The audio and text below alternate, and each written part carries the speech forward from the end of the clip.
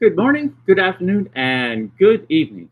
Thank you for joining the Spiritist Talk series promoted by the United States Spiritist Federation every Saturday morning at 11 a.m. Eastern Time. I'm very happy to host this talk by Dr. Dan Assisi, who will be leading our live with the theme The Mathematics of Love Through Reincarnation. Let's all give Dan a very warm welcome and allow me to introduce him before he starts his presentation. Dan Assisi is an award winning author and internationally celebrated speaker who is known for a mix of deep thinking and witty humor. He takes a unique approach to spirituality that is steeped in reason to remind audiences everywhere of our spiritual nature.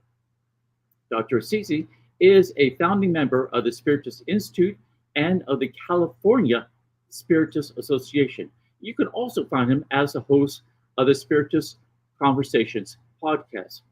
He holds a doctorate degree in education and a master's in public administration with a graduate certificate in public health policy from the University of Southern California. Please take this opportunity to send your questions during the presentation using the chat window. Dan has reserved time to address your comments and questions once he concludes his presentation. And now, Dan Assisi. Hello, everyone. It is a pleasure to be here with you today. I want to also thank the United States Spiritist Federation for the invitation. It is always wonderful for us to have a chance to talk about topics that may be impactful to our lives and help us understand the world around us and what our role is in the world. Today, we want to talk about the mathematics of love through reincarnation. And why is that? And why are we going to bring mathematics into the frame here? Well, truth is, many of us through these difficult days, even difficult years, have struggled a little bit with finding our place in the world. We know that the world has been a difficult place lately. We have lots of hatred, lots of intolerance and violence. We know that people are fighting each other. There's wars going on. There's a lot of fear about what the economy may look like, what our lives could be like, what is it going to be like for our children. We also know that we are not necessarily being kind to our neighbors when we disagree with each other. We sometimes discriminate people. And in general, it's been a lot more rougher to really be in this life than we thought it was supposed to be. These are just difficult times, whether it's economic, political, geo, political, everything seems to be bubbling up. Everything seems to be really difficult and challenging. And because of that, a lot of us are feeling forlorn, forgotten. Sometimes we feel like there's not enough love in our lives. And sometimes we even feel like we shouldn't be here to begin with because this is a really hard place. And it's no surprise then that we have lots of mental health issues going on, that we have high levels of suicide attempts because we're not really finding our place in this globe. And we're feeling really alone. We're really feeling like we don't have people who love us, who understand us. We really sometimes feel like this is just not our place. And it's really hard. It's hard to go through life like that. So what we want to do today is actually talk about something that is often not in the forefront of our minds, which is the incredible amount of love that we have in our lives and we are not aware of, or we did not think about. If anything else, I would like for you to walk away from here today saying to yourself, wow, I have a lot more love in my life than I ever thought that was possible. And how are we going to do that? We're going to do that through investigating and spending some time thinking and exploring reincarnation. If you are here, it is possible that you have already thought about reincarnation in general, and you might be open to the idea. And I think we're not going to spend too much time explaining the reasons for or a well-designed approach to thinking about reincarnation. Instead, we are going to focus a little bit more on the consequences of reincarnation. And we are going to use the Spiritist framework for that. And I say that because I think that Spiritism is a beautiful way to see the world. Sometimes, if you heard me speak before, you've heard me say and share that I think Spiritism is a lens through which we can see the world. So when we put our Spiritist thinking in place, then it becomes a lot more easy for us to start thinking of ourselves as spiritual beings having a physical life rather than the other way around, which is the way that we go about life every single day.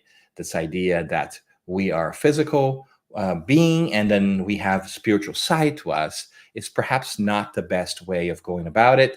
We really should try to focus and develop that spiritual muscle to remember that we are spiritual beings who have a physical experience. But why do I say that? I say that because Spiritism is really powerful in showing us that as we begin to understand the spiritual world in general, we come to grapple with this beautiful concept of reincarnation. And the idea is relatively simple, although not as common as it could be in our society. The idea is that we have the opportunity as spiritual beings of incarnating, that is, taking on the flesh or having a life many times as necessary for our spiritual evolution. If we go back to the concept that God, who underlines everything and is the good and kind and all-knowing creator of all things, has created us, then we can also surmise that God wants the best for us and wants us to grow and be happy. And of course, to do that in a span of only 80 years, it's really hard. We can just look at the world outside and see that there's very, very, very, very few people who can really claim they are very happy in their existence today. So it also follows that there are other existences, because we also see many people with different levels of talents. We see people who are really good in mathematics, others in language, others are still developing their skills physically, others have some physical handicaps this life around. So clearly, we're also not starting from the same starting point in this lifetime, and that would not be fair. So if we only have one lifetime, that would definitely not be fair. So it also follows that we have many lifetimes before, and the consequences of one lifetime bleed into the other. The things that we learn in one lifetime, we take to the next, and so forth, as does the consequences of our actions. If we do things that perhaps are not as good for us and for others in this lifetime, we must bear the consequences of it. And if we cannot bear the consequences of it in this lifetime, it will spill over into the next one. It is as if our life was a Netflix series or a TV series in which we have multiple episodes. But most of the time, we just see the one that we're watching right now. We walk into the movie and we just see that one piece, and we fail to realize there have many other before. And we generally think that's a concept in reincarnation that is only associated with Hinduism. But the truth is, reincarnation is a concept that has been around for a long time, of course, in Hinduism as well, and has also been present in the beginning of Christianity. Up to the 3rd century, it was not uncommon for Christians to also adopt reincarnation as part of their doctrine, part of their thinking, part of their body of framework until the Council of Nicaea. But that's a different topic for a different time. But the point here is that reincarnation, it's a powerful tool for us because we begin to think about the fact and expand our perception of our lives and ourselves to consider that we have existed for more than one lifetime. And if that is the case, here's where it really gets interesting, and here's where we really want to dive into the consequences of reincarnation. If we have lived more than one lifetime, we have come across multiple people that we do not remember and we are not aware of. And amongst those people that we have interacted during many different lifetimes were people with whom we developed a relationship. We have had parents, friends, partners, brothers, sisters, siblings in general, who have taken a liking to us and who have even loved us. And we may not remember them. And that's a powerful concept because, as we experience in this lifetime, when we love someone and they pass away, as we sometimes call it, right? When they discarnate, when they leave the physical body to be in spirit, in their spiritual selves, and that we can no longer see them, we don't stop loving them, do we? I think most of people have had an experience of loss in this life, especially if they are getting to be a little bit older. We may have had parents or loved ones that have passed over. And although they are not here physically with us anymore, we still continue to love them, don't we? We don't stop loving people just because they are no longer with us. In fact, sometimes we love them and miss them so much that it's really difficult for us to cope with the idea that they are no longer here with us, that they are gone. And we call that grief. So sometimes love is even expressed as grief, and grief is a proof of the love that was there to begin with. And so what if we expanded our awareness of the love that we build in every lifetime to consider the fact that we have had that experience of building relationships over multiple lives? And if that is the case, then one question that comes up to us is, well, why is it that I don't remember that? Why don't I remember the people that I've been with in past lives? Why is it that I don't remember people that I interacted and built love, a relationship of love with in past existences? And the answer is a learning one too. It's really this forgetfulness that we experience from life to life. It's more helpful for us at this point than it is a hindrance. What do I say by that? Of course, we would love to remember all the love and all the good that we've done in past lives. It would make us feel good. However, we would also have to remember all the mistakes and challenges that we have faced in past lives. And it's also possible that we have done things in past lives that we're not necessarily proud of. So that forgetfulness, that veil that somebody sometimes is placed on top of us, it's a blessing because it lets us start again fresh. It lets us rework the challenges that we have faced before and have not yet succeeded in vanquishing, or that we have not yet, the opportunities that we have not yet conquered through learning. So from every life to every life, we forget the previous lives to give us a fresh start, to give us an opportunity to start again and pick up from where we left without having to be bogged down in the challenges before and feel that analysis paralysis that sometimes comes from us just being stuck and be fearful of a challenge that we have faced. So even though we don't remember the love that was there before, it was there before. And it's up to us to tap into that love so that we may feel that indeed we are spiritual beings full of love and kindness in our lives and in our hearts. And we can let that in. But how can we do that then? How can we really truly know how much love is there in our lives? Well, it's hard without reflection, right? But we can do some back of the napkin calculations here and try to figure out how many people that have loved us or truly cared about us, that have been in connection with us through many lifetimes.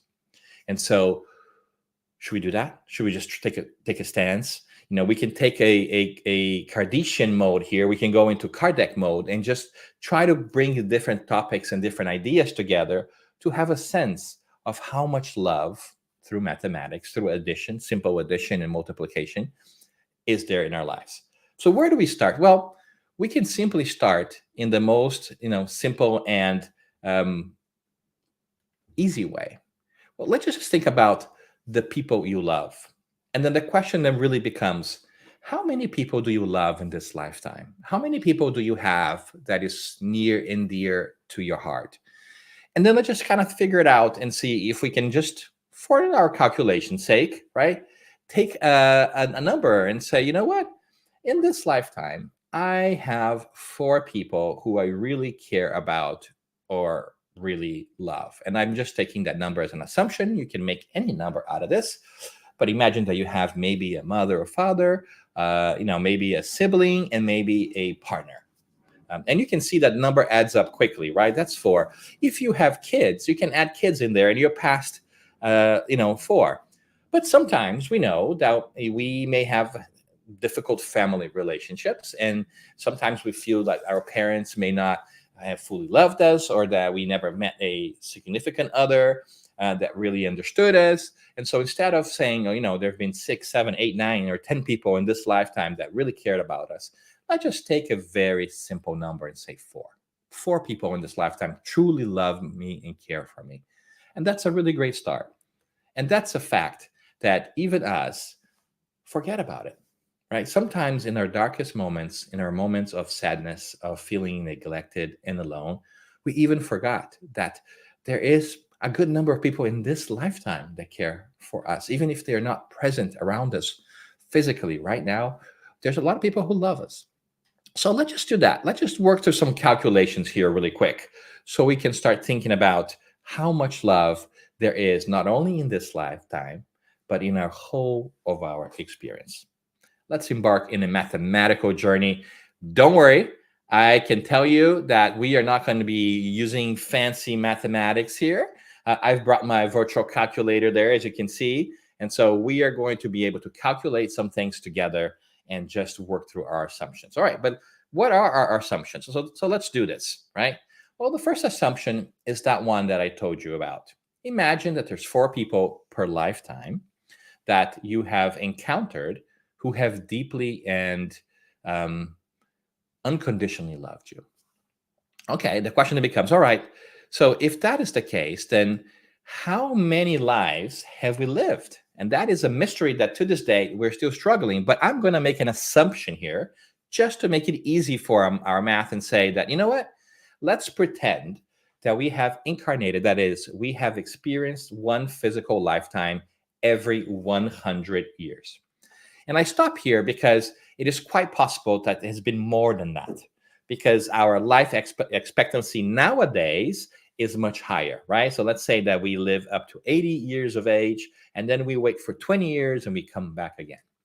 That would be not unreasonable, but truth is, the farther we go back in history, we'll see that our life expectancy was much less than 80 years. Sometimes, it's just necessary for us to go a couple of centuries back to realize that when you get to be 40 years old in the 1600s, we are already pretty old.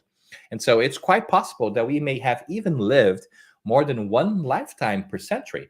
But for our calculations, and because we like very simple and round numbers, we are just going to account that we have had one incarnation every 100 years.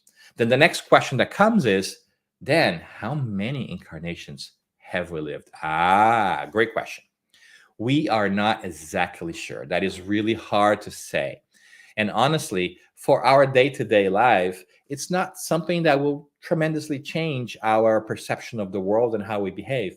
But it's a very curious fact, isn't it? So how many lives have we lived? That's also very hard. As we consult the higher spirits and through our medium mystic research and so forth, they never give us a precise number because every person is different. Every spirit is different. And we were not all created at the same time, but we have been around for a very long time. And that they tell us. Precisely how much? It's hard to say. It's hard to prescribe. But if we do some Kardashian thinking here and think with Kardec, there's something else that we can think about that might make sense. Think about it this way.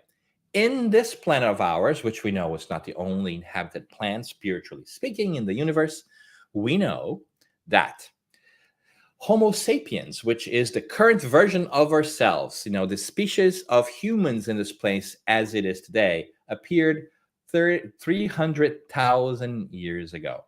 So 300,000 years ago, we had Neanderthals and Homo sapiens mixing together and still inhabiting this planet. So we had the humanoid form already established because it's been here even before that.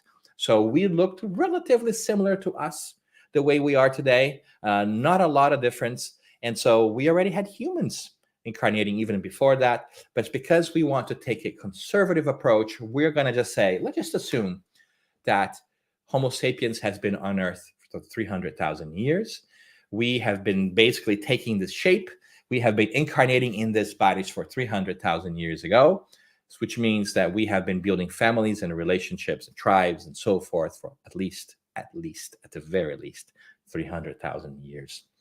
Because we know that from excavations, from paleontologists, from all kinds of different folks telling us that there have been tribes and human relationships and families for way more than that. Way more than that. So, with those numbers in mind, thinking about the idea that we have had 4 people whom we love and who love us for life, and knowing that we incarnate every 100 years, and know that we have a starting point of about 300,000 years ago, we can move on into some calculations. And let's do this. And don't worry, the calculation has been done for you, right? So if we have 4 people per life, and we divide 300,000 years by 100 so that we can obtain the number of times that we have lived, we get to the idea that we have really lived for 1,000 lifetimes, right? And if that's the case, then guess what? 4 people per life versus 1,000 is 12,000 people. Stop there for a second. 12,000 people that, according to our back of the napkin, very conservative calculations, have come in contact with us and that have loved us. And you can say, 12,000 people? Then 12,000, wow, that is a lot. I cannot grasp the idea that 12,000 people have loved me deeply in my previous experiences. And I understand that 12,000 is a really big number. It's basically a stadium full of people, right? We are now witnessing the Olympic Games in Paris, and many times there's not even 12,000 people watching a game. But it is a good visual for you to grasp onto and say, there are bleachers and stands with 12,000 people, and those 12,000 people love you. And that's a really powerful thing. But maybe you go back and you say, Dan, it's just too much. Those numbers do not make sense to me. That sounds too much. I cannot get behind those numbers. I said, okay, so let's make even more conservative calculations. Let's adjust our numbers a tiny little bit and let's say then, for instance, that instead of 12,000 people in our lives, let's say instead that we are changing the amount of times that we have reincarnated. Let's say that we are no longer thinking that we have been reincarnating in this planet for 300,000 years. Let's instead use the idea of 150,000 years. Why is that? Because 150,000 years thereabouts, we have the Homo sapiens sapiens, that is the upgrade to Homo sapiens, our current structure. And Homo sapiens sapiens is the current physical body, the exact physical body that we are using to reincarnate. There have been some changes from Homo sapiens to Homo sapiens sapiens. But if we really want to be, there were minor those changes, but they were there because, our body continues to evolve like everything else in this planet, and everything else in the universe is in constant flux, in constant evolution. And maybe you want to say, you know what? Homo sapiens sapiens is the latest version of humanoids in this planet. And they've been around for 150,000 years here on Earth. Let's use those numbers because they are more conservative. 12,000 was way too much. And let's say that Homo sapiens sapiens really are the ones who are capable of true love, which there's no foundation for the argument, but we can take that argument on just right now, just to be super conservative. And I think you know the drill, right? If we take that number of 150,000 years instead of 300, you know what's next. 4 people per lifetime, 1 lifetime every 100 years. And so that means that instead of 12,000 people, we are going to come into a number of 6,000 people that we have come across in our lives that have loved us through multiple lifetimes. And you may think, wow, Dan, 6,000 people. That's still quite a bit. That's still too much. I may have trouble fully conceptualizing that 6,000 people have come across me in multiple lifetimes and love me. I mean, can you imagine what 6,000 people look like? Again, it's a mini stadium. It's a basketball game. Perhaps it's a volleyball game in the Olympics. Maybe it is the population of a small city next to you. If you don't live in a metropolis, it's still quite a bit of people. And these are 6,000 people that care about you in a very important and unconditional way. And that ought to bring some love into our lives. But because we are having trouble with this idea of 6,000 people, it makes it sometimes even difficult for us to accept that we have come in contact with that many people. So we can go back to our calculations and say, okay, then I know that we talked about reincarnation many times, but I also know, and Spiritism tells us, that we don't get different people in the families every time we incarnate, because our relationships evolve, and because you even said that, Dan, just a while back, going back to Kardec, that many times the consequences of our actions in one lifetime spill into the next. It also makes sense that many times we have people who have been part of our nuclear family or a family or friends from a previous life that have incarnated again with us as a joint venture in this lifetime, so that we can continue that relationship, whether it's because we need to work some details out and because we didn't get along so greatly, or we have unfinished business, so to say, or because we are such good support systems for each other that we have elected to come together to support each other in this life. So it's possible that the 6,000 number then includes people who are repeat incarnations with you, so to say, right?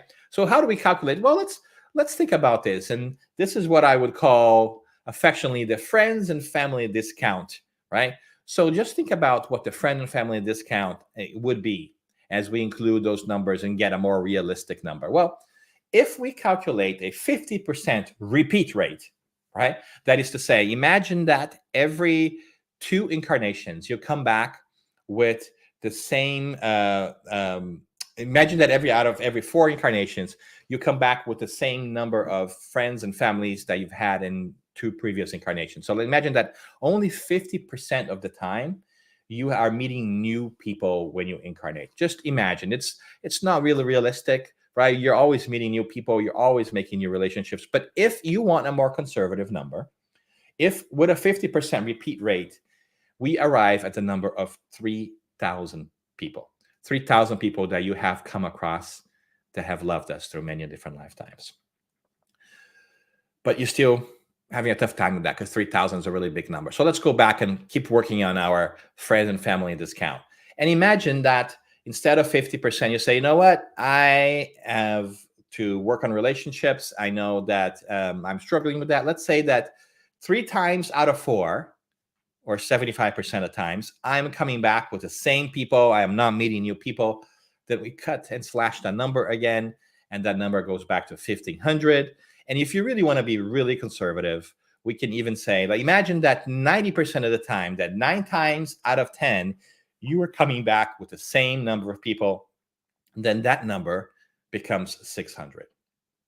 600 people in the most conservative of calculations that you have come across through many different lifetimes and who have truly, deeply, and unconditionally loved you.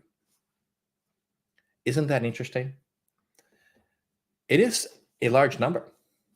600 people. Imagine that. 600 people that you have come across in many different lifetimes and very conservative assumptions that have played a significant role in your spiritual development, in your physical development, in your emotional development, your intellectual development, by supporting and loving you. They were parents, they were mothers, fathers, siblings, they were friends, they were loved ones, they were whoever flavor of relationship you want to add to that. People who truly, carefully believe that.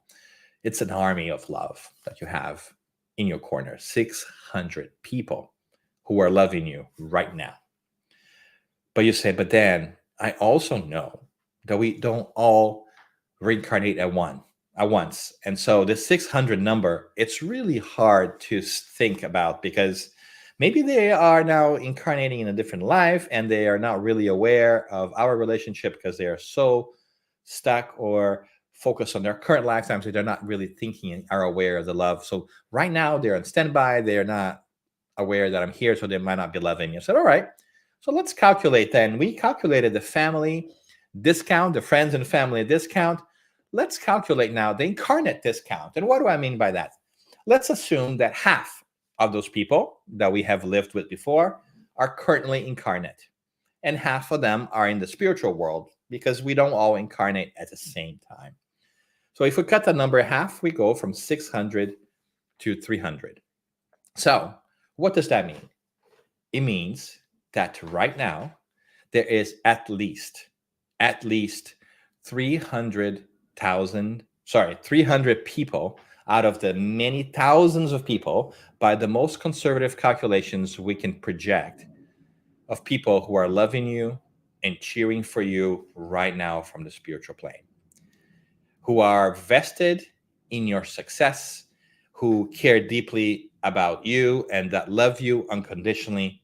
And we're not talking necessarily about romantic love here, because we know the love can manifest in many different ways. They could be really good friends. They could be former siblings. They could be former mothers and fathers or family members. But these are people who care about you deeply. Because as we said before, the love we build in this lifetime and in others, it follows if we live other lifetimes. It doesn't go away when we cross the threshold of death. We continue to love people.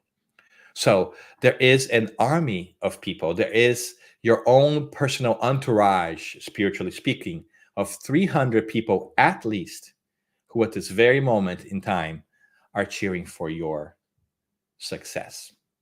And so when you go through difficult moments in your lifetime, when you struggle with anything that you might be struggling with, and let's be honest, we all are struggling with something. We all are fighting battles that nobody else knows about.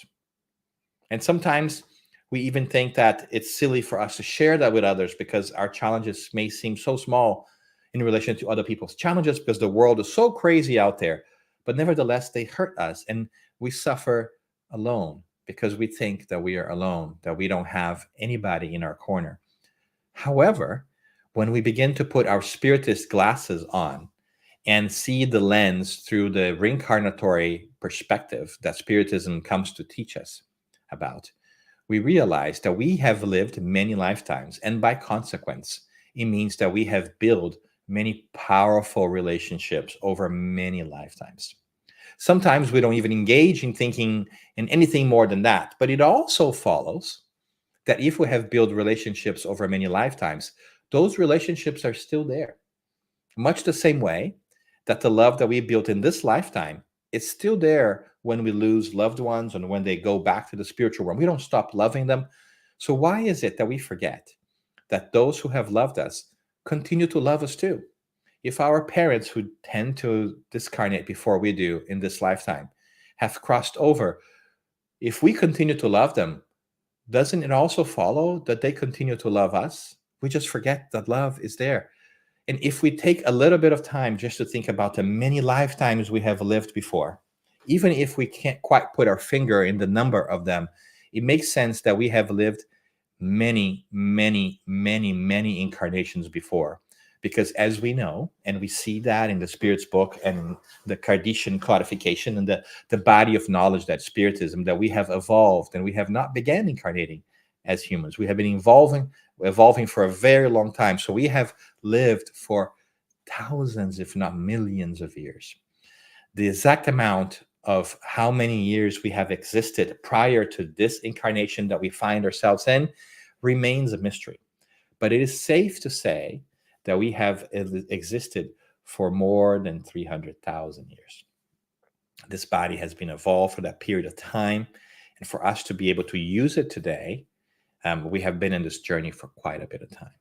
So even in our back of the napkin calculations, considering that we may have had only 4 people who truly care about us for a lifetime, and calculating that we have lived one life in every 100 years, which is also a very conservative calculations, because in the beginning of evolution, we would evolve, we would incarnate more quickly because there wasn't a lot of learning to be done. We know that as well. So the wiser we get, the more evolved we get spiritually, the less likely we need to incarnate quickly. But in the beginning, we do it a little bit quicker. So even that rate of one incarnation every 100 years is very conservative. And if you work all those details, we get to at least 12,000 people. And we whittle it down to 6,000 just because we wanted to give even more conservative numbers by moving from 300,000 years to 150,000 years with the Homo sapiens sapiens, just because sometimes that number is so large, it's hard for us to grasp. And even when we think about that, and we think that we have come back with people many times, and we slash that number to 90% of the times we are in repeat mode with the same people, we still get to 600. And even if we think that half of them are not here with us today because they're preparing to reincarnate, and everybody does, we still arrive at 300 number. And 300, it's still a large auditorium full of people who care about us. And that solicits a couple of questions in our heart is, why is it that we are not exercising our spiritual muscles by stopping and realizing that we are loved beyond our measure of recognition? That we were created by God in such a way that we're always evolving, that we're always learning, that we're learning to learn more, becoming more tolerant, becoming kinder, building more relationships as we go. So it makes sense that those relationships will last, and they will last more than one lifetime. Why is it that we are not giving ourselves enough credit to say, there is quite a bit of love in my life, even though I cannot see it? Because the world is not just made up, the universe is not just made up by things we can see. And the spiritual world, which we cannot see, is also there. So you have, at the very least, 300 very loving people who are rooting for you right now. You have a lot more than that. Why is it hard for us to think about this? And why is it hard for us to accept that there is that amount of love in our lives, in our spiritual lives? Why is it that we still feel sometimes so undeserving as to relish in the idea that we don't deserve that love, or that we are not good enough to have that? Truth is, we are, because God made us so. God, the creator of all things, that is infinitely powerful, infinitely wise, and infinitely good, sought fit to create us and put us in this journey of many lifetimes so that we can develop ourselves, and in the process help others develop. And this process of building relationships only has one ultimate destination: love and betterment. So why is it that we struggle so much in remembering that we have so much love in our lives?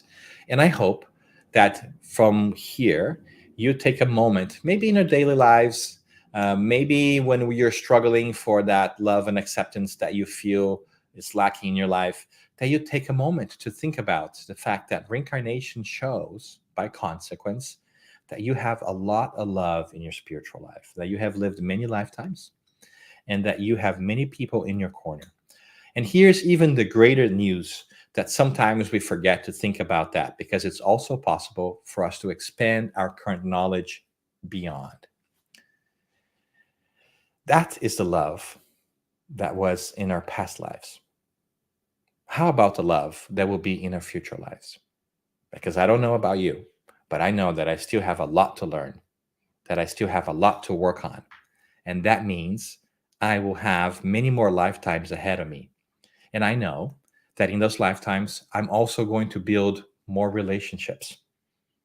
Because the truth is, every person we meet, every new friend we make, whether we feel affinity with them or not, whether we think that they have been with us before or not, all of that is going to add to the number of people that we have come across and that can love us, which means that number, it's only going to continue to increase every time you come back in this world to lead your life and learn different things. And that should be really reassuring. And that is sometimes what we call that spiritual family that we mention often in Spiritism. Our spiritual family, the spirits that we come in contact with over time, not only in this lifetime, but in many lifetimes before, is so incredibly large. And it will become truly a universal family the more we incarnate, because the more we incarnate, the more people we meet. The more people we meet, the more people we're introduced to. Our capacity to love grows. And so that number, the very least number, 300, is such a conservative number. And it will continue to grow so greatly as we move forward that there's only hope and only reason to celebrate the love that's in our lives. So,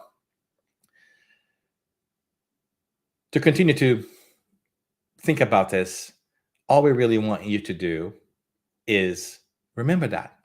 Remember that in your toughest moments. Remember when you're struggling. Remember when you look at bad news in the world, where you think that life is difficult and that nobody cares for you, or that you don't have enough love in your life. You do. You may not see it readily in the incarnate world, but from a spiritual world, it's always there.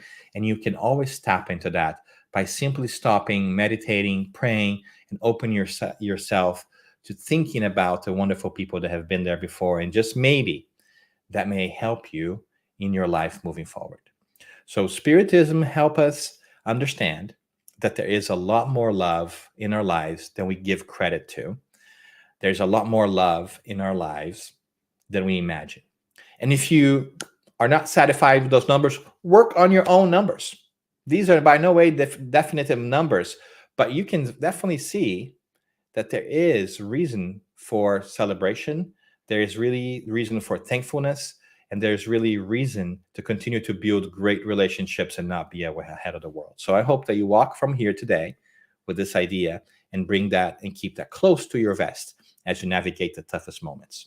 Onwards. And that's one of the gifts of Spiritism, bringing us joy, remembering the wonderful words of the Christ that told us that there is reason for celebration, that he brought us good news, that we never die. That means we continue to evolve. So take that as you wish, run your own numbers, but that's the mathematics of reincarnation in a nutshell. And I hope that's helpful to you again, and I hope to see you in the future. Thanks very much. Thank you very much, Dan, for the wonderful insights and reflections you provided all of us today. Please, everyone stay with us for the Q&A session. That will start shortly after just a few announcements. Be certain to save the date for the 18th U.S. Spiritist Symposium on September 21st, 2024 in Boston, Massachusetts. The theme is Life Through the Lens of Immortality, the Philosophy of Spiritism. And there is the virtual course, Introduction to Mediumship. It is a free virtual course for beginners provided by the U.S. Spiritist Federation, who is thrilled to invite individuals eager to explore the realm of spirit communication according to Spiritism.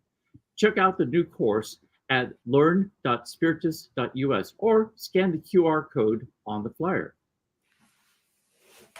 And we continue with the Podlike Cast series, Psychology and Spirituality, A Bridge to a Better Life, based on the works by Joanna Jandelis. There's a new episode appears every Friday at 7 p.m. Eastern Time. It is available on YouTube and Spotify. We also have the Spiritist app, Be My Hope, which is available now on the App Store or Google Play. This app offers uplifting content in a collection of videos, daily messages, and audio materials. Download it now. And you will notice on the screen, there is a QR code. If you want to help the USSF produce more publications and promote Spiritism to everyone, scan the QR code on screen for your donation. So let's start now addressing the comments or questions from the audience. There is still time to send in yours. From the United States Spiritist Federation, how can we encourage someone suffering from depression to love themselves? That is an important question, isn't it? Because we're all struggling in many different ways, sometimes in our lives, with depressive states. And so that always becomes a difficult thing.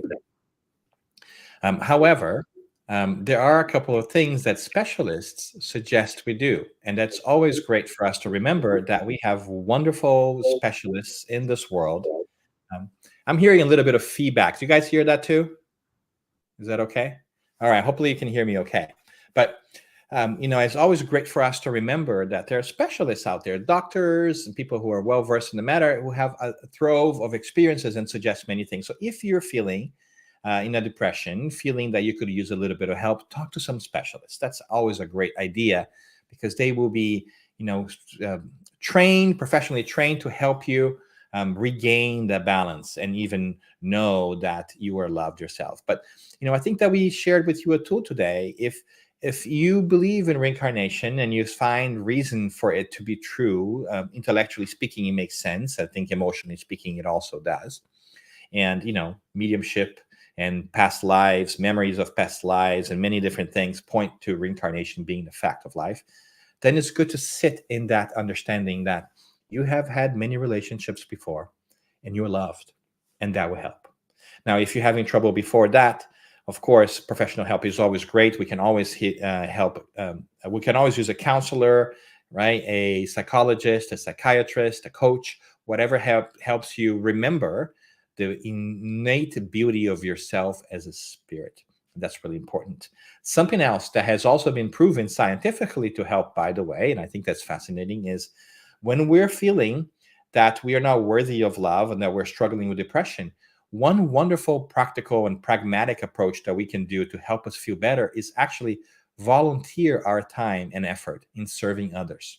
That act of serving others helps us reassess our position in the world and know that we actually, very powerful human beings that can really make a difference in the lives of others. And that helps us see our own worth. So talk to a specialist, think about reincarnation, think about you as a spiritual being, remember that you're loved, seek out friends, get outside the house, go talk to people, and volunteer. These are some strategies that might help us remember that even when we are in depressive states, we're still loved. And we just need to correct that false perception that sometimes we build for ourselves, that we are not enough and that we're not loved. We are creatures that were created to be loved and love. That's what God created us for, to evolve. And to evolve means to interact with other people and love other people. So there's many different things that we can do. And I hope that if you're feeling a little bit like that today, you can get a pep in your step, use one of those strategies and bring that love back in your life. That's certainly there. All we have to do is open ourselves to it. Thank you, Daniel. And from the U.S. Spiritist Federation, as spirits, how do we respond to those we feel didn't reciprocate our love? Ah, that's tough, right? Because sometimes we work so hard in being kind to others and we feel like they have not reciprocated our love. They have not loved us back. But that's the thing about love. Love loves without wanting anything back. So if we really want to exercise our love, let's love people. And if they don't reciprocate, if they don't love us the same way, then it's not on us. We can't do anything about this. We have done our part, which is to put our best foot forward, which is to love. And in that act of loving others, we have exercised our heart muscle, so to speak, figuratively speaking, right? Because we don't love just with our heart, we love with our minds, we love with our soul beings. So by loving others, we are growing and practicing the habit of love. Yes, love can be practiced. The more that you practice kindness, indulgence towards others, you become better at it. So even if they don't reciprocate, you are still benefiting from the love you gave out because you're better, you're leveling up, so to speak, on your loving ability. So we also know that we cannot control others. So we cannot really demand people to behave a certain way. They have to do that on their own, and we have to be okay with that. Much the same way that we don't want others to force us to behave a certain way too, right? Or either. And so tolerance, understanding, love accepts for what it is, and we do our best and we move on. And that's a learning in itself.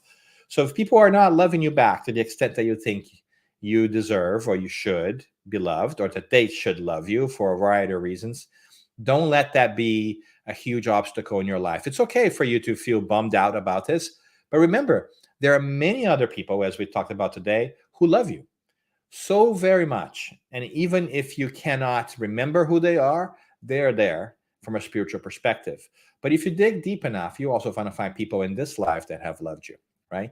And if everything else fails, remember that God who created you loves you so much, as to give you immortal, never-ending life. And that's incredibly loving. And even though it seems difficult right now, your life will get better because we're always learning and growing. So there's always love in your life. So don't let those people, don't let those knuckleheads sometimes, slow you down. Just remember that you have tons of love in your life and keep going. Thank you, Daniel. Very helpful. And from TVCEI International Spiritist Council, if love conquers all, can we positively change the balance of love-hate in the incarnate life? Absolutely, yes. That is a resounding yes. And that's what we're here to do, right? Love conquers all. And if love doesn't conquer all in ways that we think, love certainly conquers all in the sense of changing our attitudes to understand that even when things are tough, with a loving attitude, we can be okay. That it is okay for us to be happy and to be loving, even in the world that sometimes is not happy and loving towards us. And that's the beauty of love. It transforms those who love. If you are in a loving mindset, and we're not just talking about romantic love, we're talking about love that accepts others as they are, by whom they are, and helps them and supports them anyways, you can be okay even in the midst of all the craziness out there. So love conquers all and can definitely and positively change the balance of love and hate in this incarnate life. As a matter of fact, there's so much hatred out there in this world that it could use a little bit of our love. We could be a little bit kinder to those that we don't know. We could be a little bit nicer to the people that are struggling with difficult moments. And we can be more accepting of each other, even if we are completely different. It doesn't mean that we have to be best buddies and hang out all the time together. But we can respect people that we disagree with. We can respect people who think differently than us. And that's the beginning of love too. And that's okay. So love is the only thing that's going to change the world. We just have to practice it. So that's a very great statement there for us to keep in mind. Thank you, Daniel. Love it. Okay, from the U.S. Spiritist Federation. Why don't we remember our previous incarnations? Wouldn't that be helpful on our evolutionary journey? That is a wonderful question that Kardec tackles so well in the basic books of Spiritism that sometimes we call the Spiritist codification. If we have lived many lifetimes before, why is it that we don't remember them? Well, there's got to be a reason for that, right? And God, in his infinite wisdom, has saw fit for us not to remember that so that we can start again. Why? Because there are gonna be many wonderful things that we have done in our past lives, but there are also going to be many not so wonderful things that we remember from our past lives, that we could remember from our past lives. And so it's important for us to know that if every lifetime we get a little bit better than the one before, because we're constantly learning and there's this natural law of progression where we are getting kinder and nicer and smarter every lifetime, then it also follows that the more lifetimes that we go back to, the less nice we were. And the less nice we were means that we probably were less kind to, and we did more boo-boos, which means that if we were really to remember our past lives, it is very much likely that we are going to see ourselves as less nice, noble, and kind people than we are. And we're going to see that we have done worse things than we imagined. So remembering lifetimes, it's really nice when we think we're only going to remember the good things. But we also have to remember that if we're going to remember everything, then we're also going to remember the bad things. And we've done quite a bit of those. And remembering that you might have hurt people who are today incarnate right beside you might hurt you in such a way as to destabilize you and cause even mental health issues. Because it could be true, people. Let's just do straight talk here for a second. That the people that we love today were people that we severely hurt in previous lives. It could be that we maybe have even killed them in previous lives because we're still learning. And life was a lot rougher back in the day, right? So not remembering that, not remembering our previous lives is a wonderful thing that lets us start again and build ourselves up from scratch every lifetime, but bringing the underlinings of our successes from the life before, right? And the trauma sometimes too. So not remembering is a blessing because we could remember a lot worse things than good things because the more we go back in time, the less nice and evolved we are, which means we are probably less proud of our actions 100 years ago than we are today. We do have this fantasy that, we're all kings and queens and very noble people, and we want to remember that because we want to feel good about ourselves. But truth is, even noble people were not very kind hundreds of years ago, right? And so it's important for us to come to terms with that and understand that the reason why we don't remember is because it gives us a leg up in our previous evolution. It is also true there are people who spontaneously remember some actions from past lives. And sometimes that happens. If it happens spontaneously, then means probably that you're ready to deal with this. But a suggestion that Kardec does, and that we also believe in, is don't go necessarily digging for things from your past lives just out of curiosity. If you don't have a trauma that you're trying to overcome and you don't know where the trauma comes from because you can't see the trauma in this lifetime, a suggestion is to stay away from memory regressions and so forth, because you can open a little bit of a Pandora's box there that you might not be aware, right? And guess what? You are amazing and wonderful just the way you are today. So instead of focusing on figuring out who we were in the past, how about we focus on figuring out who we want to be in the future? So yay for forgetfulness of the past. And I hope that we can tap into that to build a better future, which is really what matters at the end of the day. Let's look forward and let's kind of try to build the best version of ourselves and the best version of this universe so that we can benefit from it when we come around next time, besides obviously helping others right now. Very helpful. Good suggestions, Dan. And we have another question from the United States Spiritist Federation. As spirits, will we express love differently than as incarnates? Ooh, that's a really thoughtful question too, right? And I think that one underlying assumption that sometimes we make, and sometimes it's a cultural perception too, is that once we live, I'm having a tough time with my new mouth today. First day with my new mouth. Once we leave our physical bodies and we go back into the spiritual realm, the prevailing assumption sometimes we have in our culture is that we become enlightened. And all of a sudden, we see things in different ways, and we are much wiser than we were before.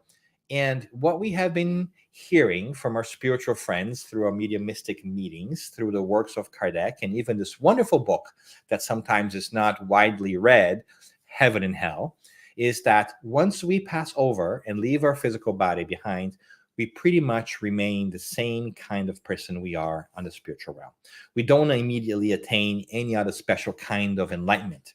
So that also means, with some exceptions, of course, because there always are special exceptions, because every case is a case, we are pretty much what the best version that we have ever been right now. What we do gain on the spiritual realm is a more awareness. And so the awareness of understanding that we're spiritual beings and that we're no longer in the physical body is a really powerful tool, because it helps us think spiritually speaking. If we were able to maintain that focus here while incarnate, it would be wonderful, wouldn't it? Would it be wonderful if we could make decisions in our lives that are really based on our spiritual well-being and not on our physical one? I think that many different decisions that we make would be different if that were the case. But my point is here, yes, we gain quite a bit of awareness in the spiritual world, but we don't transform ourselves into enlightened beings after each incarnation. And so we still need to work on our capacity to love. We may be more aware, and by being more aware, we may practice love better, but our capacity to love was not going to be that much different from what we do right now. And hence, the importance of us practicing indulgence, tolerance, benevolence, and all those wonderful things that we are taught from the beginning of our lifetime here by our parents, by our teachers, by those who are wiser than us, because we can grow in understanding. We can grow in the practice of love through practice. And how wonderful it will be if we could leave this physical body at the end of our life and say, wow, I have really grown in love. I have loved a lot. Let me spend some more time before I come back in a new lifetime, perfecting my skills of love so that I can love more. So yes, I think we can love a little bit more, but we're still going to be who we are today. So let's work on who we are today so that we can change our futures. Thank you, Dan Assisi. And thank you, everyone who has watched today's talk live. and those who have been following our weekly Spiritist Talk series. Next Saturday, August 17th, we will have Al Turi speaking to us about empty lives. Dan, before we close the live, would you please offer up a prayer? I would be glad to. Thank you very much for those who have spent some time with us today. Let's take this moment of celebration of the love that God has for us. And there cannot be bigger proof of the love that God has for us other than the fact that God has created us. And that creation means evolution, and evolution eventually means happiness. To celebrate that spiritual essence in all of our hearts, that spiritual and love essence that is there even when we don't realize. So we thank God for, first of all, being created and being here and being worthy of love, because all of us are. But let's also celebrate our spiritual mentors and guides who are constantly guiding us through the process, who are asking for our attention to the fact that we are spiritual beings before we are physical beings. And let's be thankful also for all those people who have shared previous lives with us and have, in one way or another, contributed for us to learn more about human relations and about ourselves.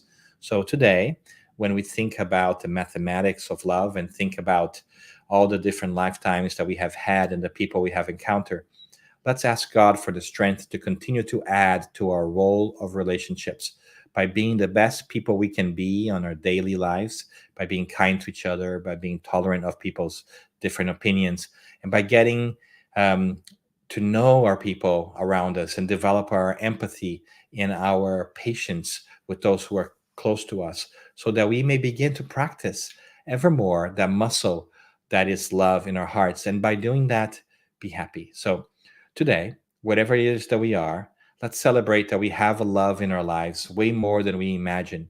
Let's take a moment every once in a while to just stop and think about the love we have. And let's also give that love to whoever we come in contact with. Because there are also many people out there who are unable to see at this point in time how much love there is in their lives. And it may fall upon us to take some of that love out to people. So let us be those live letters of love that are so important in the world. And may we always have the strength, the opportunity, and the chance to reflect on how much love there is everywhere. Thank you, God, for all that you've done. Thank you for spiritual friends who are always with us. And thank you for those who have walked this walk with us and continue to teach us every single day. So be it.